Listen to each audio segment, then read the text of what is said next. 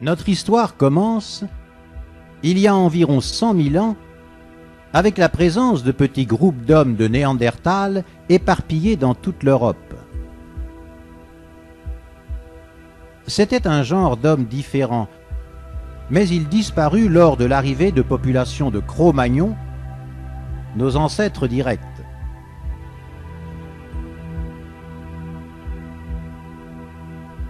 Les hommes de Cro-Magnon chassaient les rennes et les bisons, vivaient dans des huttes rondes qu'ils protégeaient par des palissades, et bien que primitifs, ils ont laissé des décorations de grottes qui nous émerveillent encore. Elles sont reconnues comme les premiers chefs-d'œuvre au monde.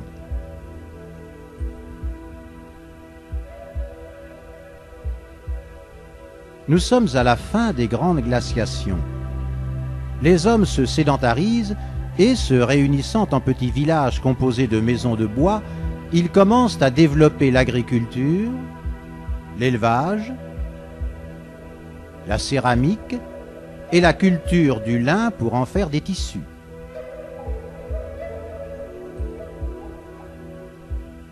Suivant le culte des astres, ils construisent d'énormes temples mégalithiques pour calculer les cycles de la nature.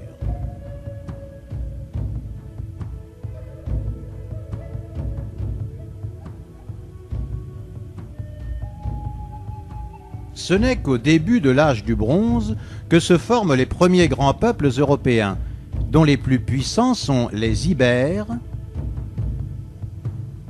les Ligures et les Daces. Un millénaire plus tard, d'autres peuples deviennent tout aussi importants. Ce sont les Étrusques, les Grecs, les Carthaginois, les Germains, les Bretons et les Celtes.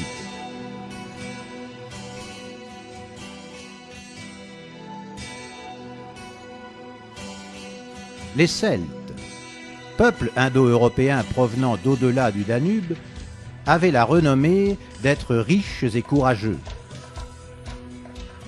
Les sépultures de leurs rois témoignent d'un art très raffiné et leur culte, prêché par les druides, était celui de la transmigration de l'âme.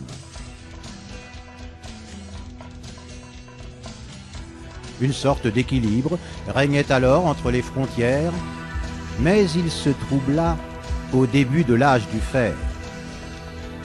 Pour coloniser la Méditerranée, des marins grecs avaient envahi les côtes italiques et ibériques. D'autres Grecs, les Phocéens, débarquaient aux Bouches-du-Rhône pour y fonder plusieurs cités, dont Massilia, qui devint la Marseille actuelle.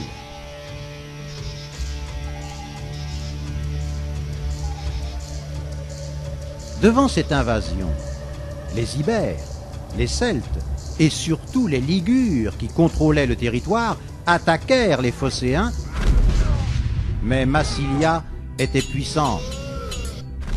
Elle écrase les Ligures et leur enlève une citadelle qu'elle appellera Nice, comme la déesse grecque de la victoire.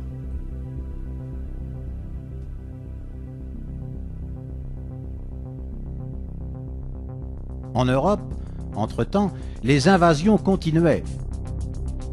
Les Carthaginois avaient annexé les terres des Ibères, tandis que les Germains, à la recherche d'un climat plus tempéré, avaient envahi en masse les terres des Celtes, et ce fut le chaos.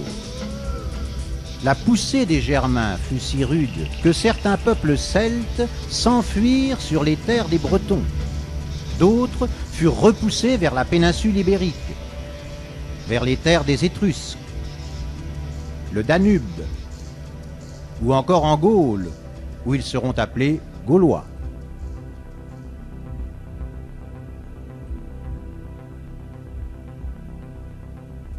Les Celtes gaulois, une centaine de peuples souvent en conflit entre eux, avaient comme forteresse les Oppidas. Grâce à leur formidable cavalerie guerrière, ils faisaient des incursions et les Gaulois sénons ravagèrent même Rome, à cette époque une modeste citadelle. Cela donna probablement un tournant à l'histoire, car Rome, saccagée, voulut se venger. Elle forma alors une redoutable armée, écrasa les Étrusques, annexa la péninsule italique et envahit les territoires en deçà des Alpes, les nommant Gaule cisalpine.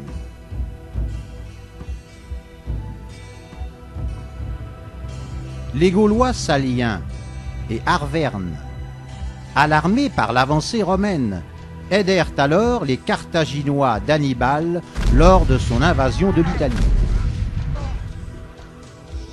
Mais la République romaine, bien qu'attaquée sur ses propres terres, était devenue une véritable machine de guerre. Elle contre-attaqua, battit les troupes d'Hannibal et effaça Carthage pour toujours. Puis, pour contrôler la Méditerranée, occupa la péninsule ibérique et la Grèce, s'arrêtant menaçante aux frontières de la Gaule. Les riches Gaulois édouins, tout comme Marseille, préférèrent s'allier à Rome plutôt que la combattre. Les Saliens, au contraire, formèrent une coalition et attaquèrent Marseille. Rome, elle, n'attendait que ça. Ses légions passèrent alors les Alpes, écrasèrent la coalition gauloise et sur les territoires soumis fondèrent la Gaule narbonnaise.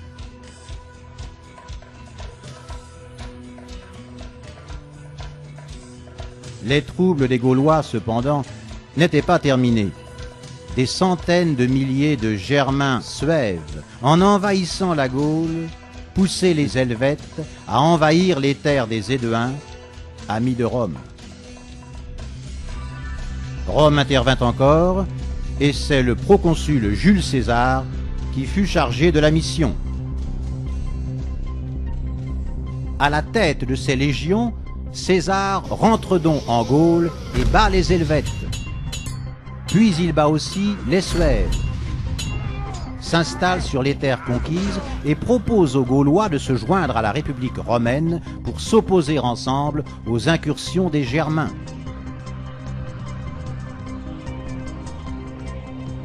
Les Gaulois, préoccupés par la présence des troupes romaines sur leurs terres, refusèrent. Au contraire, ils appelèrent à l'aide les Belges, des Celtes germanisés. Mais César était invincible. Il bat même les Belges et, profitant des mésententes entre les Gaulois, il conquiert l'ensemble de la Gaule, la nommant Gaule transalpine. Les Gaulois, pourtant, ne s'avouaient toujours pas vaincus. Mis de côté leurs anciens différends, ils avaient réuni leurs forces pour affronter l'envahisseur commun. Et c'est un jeune chef arverne, appelé Vercingétorix, qui prit le commandement de la coalition. Au cours des premiers combats, César est battu.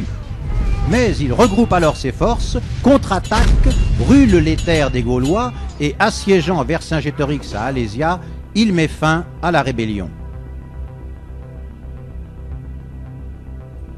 César écrira dans son commentaire sur la guerre des Gaules avoir triomphé sur le Terror Gallicum, mais à son retour à Rome, César est assassiné. S'ouvre alors une lutte terrible pour le pouvoir, qui se termine quand Octavien Auguste, neveu de César, écrase les conjurés et se fait couronner empereur par le Sénat. C'est l'Empire romain.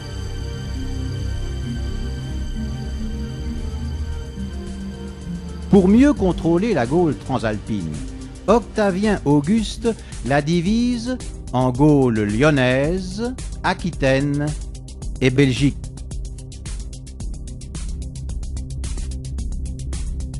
Toutefois, les Gaulois n'étaient pas tous soumis. Bien que prenant la citoyenneté romaine et accédant au Sénat, certains d'entre eux voulurent encore se rebeller. Rome les réprima alors si durement que la Gaule entière dut accepter la paix romaine.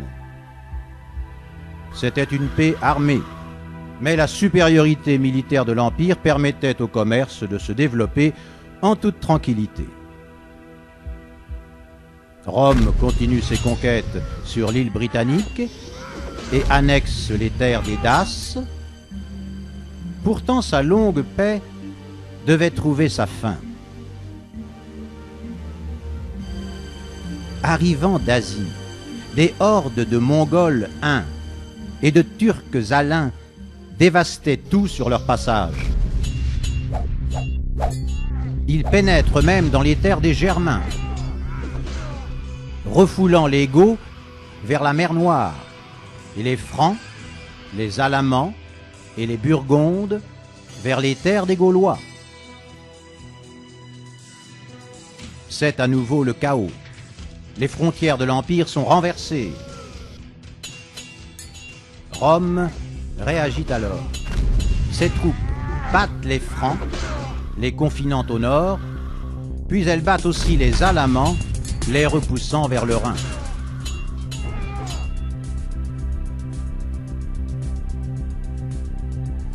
Mais la situation n'est plus contrôlable. L'Empire romain est trop étendu pour être bien défendu. Il est alors divisé en deux.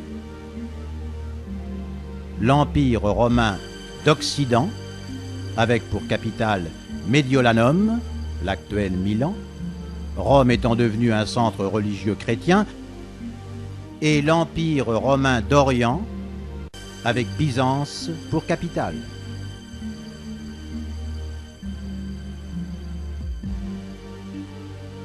Cependant, affaibli par les Germains, l'Empire romain d'Occident doit aussitôt abandonner l'île britannique aux Saxons.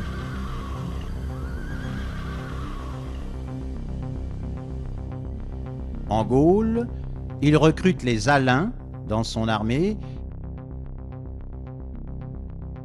et assigne aux Burgondes un large territoire en Gaule lyonnaise.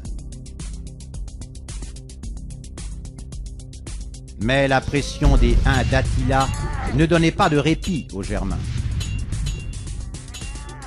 Les Suèves et les Vandales, refoulés en Gaule, la traversent pour enfin s'établir en Espagne et en Afrique, tandis que les Hérules, poussés en Italie, la saccagent en déposant l'empereur romain d'Occident. Pour Rome, symbole de la chrétienté, c'était la fin. Mais Byzance s'oppose. Il s'accorde avec le prestigieux peuple des Goths, qui transitait sur son empire, et leur donne la tâche de libérer l'Italie. En échange, ils auront des territoires en Gaule. Les Goths se remirent donc en marche et, arrivés en Italie, ils écrasèrent les Hérules. Puis ils se divisèrent en deux peuples. Les Visigoths, qui, joints aux dernières troupes romaines, vont chasser les Huns pour enfin s'installer en Aquitaine, et les Ostrogoths, qui occupèrent l'Italie, désobéissant aux ordres de Byzance.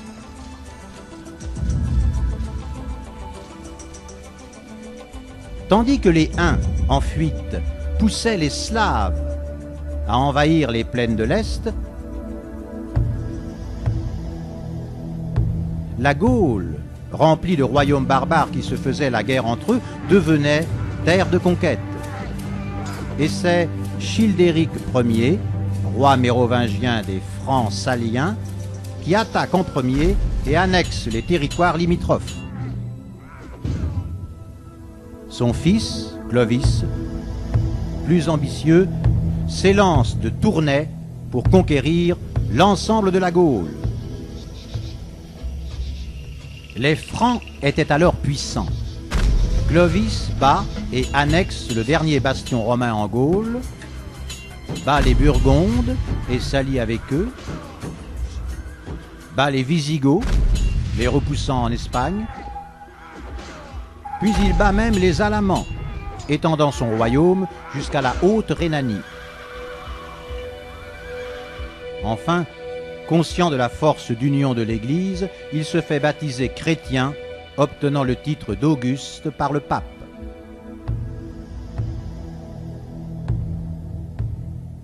Clovis, premier roi de l'ancienne France, établit sa capitale à Paris et ses fils annexent la Burgonde, mais leurs héritiers diviseront le pays en 3 grands royaumes francs, la Neustrie, l'Austrasie et la Bourgogne.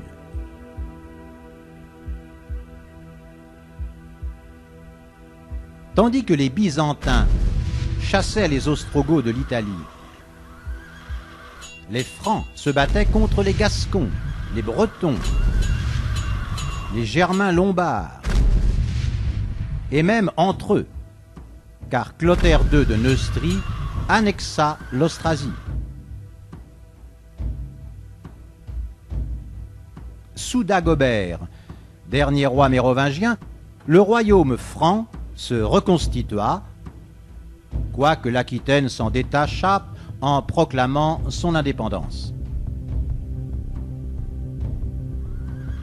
En Espagne, le royaume wisigoth vivait son apogée, mais en France, la couronne des Francs devenait toujours plus faible. C'est la période des rois fainéants. Les maires du palais font les seigneurs et l'un d'entre eux, le duc d'Austrasie, Charles Martel, arrive même à enfermer le roi Childéric III dans un monastère. Puis il conquiert la Neustrie, la Bourgogne, les actuelles Autriche, Bavière et Pays-Bas, devenant le vassal le plus puissant du royaume franc.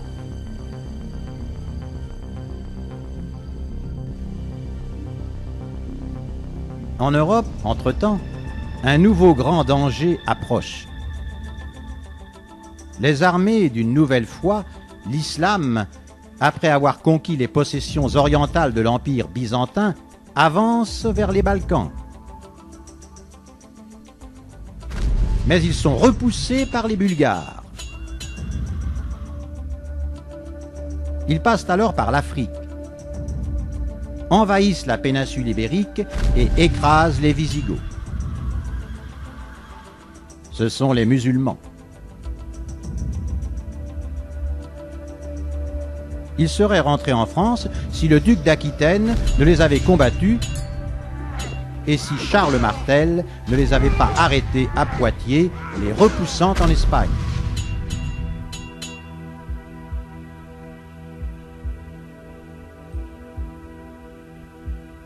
À Charles Martel succédèrent ses fils, Carloman et Pépin le Bref, mais comme Carloman choisit la vie monastique, Pépin resta seul au pouvoir. Il déposa alors définitivement Childéric III et se proclama roi des Francs à sa place.